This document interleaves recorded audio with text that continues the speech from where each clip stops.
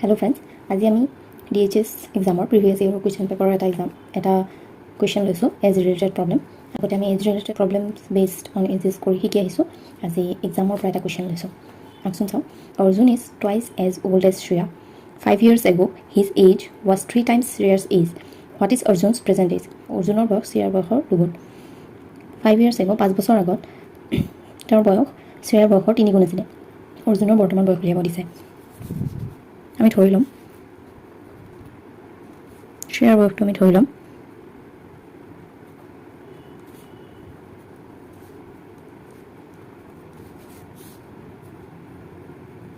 তাৰ হ'ল শ্ৰেয়াৰ বয়স নেক্সট বছৰ এইটো বৰ্তমান বয়স প্ৰেজেণ্ট এজ বুলি লিখিব পাৰে।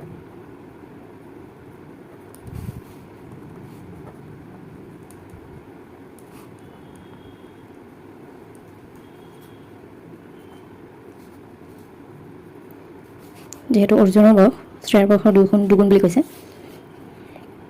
এতিয়া প্ৰশ্নতে দিয়া আছে 5 বছৰ আগত শ্ৰেয়াৰ বয়স কিমান আছিলে x - 5।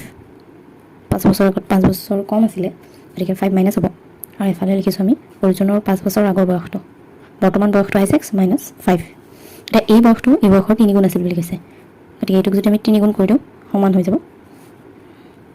চিম্প্লিফাই কৰি হওকচোন।